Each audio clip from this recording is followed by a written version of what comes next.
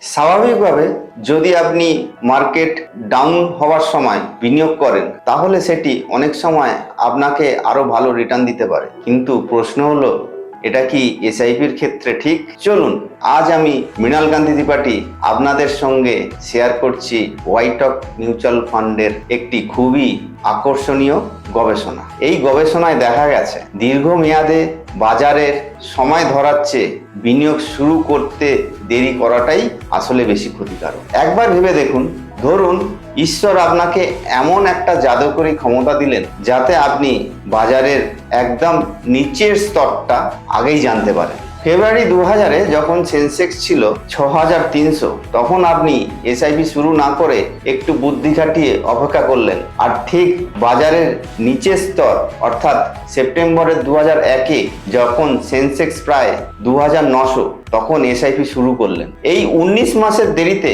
আপনি প্রায় 1,90,000 কম বিনিয়োগ করেছেন, কিন্তু ফলাফল কি হলো জানেন?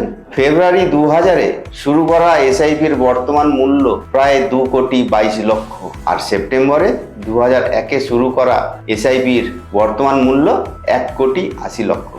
একইভাবে 2008 সালের আর্থিক সংকটের সময় যদি আপনি জানুয়ারি 2008-এ এসআইপি শুরু না করে বরং বাজার যখন ডাউন ছিল সেই সময় মার্চ 2009-এ যখন সেন্সেক্স ছিল প্রায় 10,000 শুরু করতেন, তাহলে কি হতো? আপনি প্রায় 1,40,000 কম বিনিয়োগ করতেন, কিন্তু জানুয়ারি 2008-এ শুরু করা এসআইপি আজ প্রায় 58 লক্ষে পৌঁছে গেছে, যেখানে মার্চ 2009-এ শুরু করা এসআইপি এর বর্তমান মূল্য 50 লক্ষেরও কম।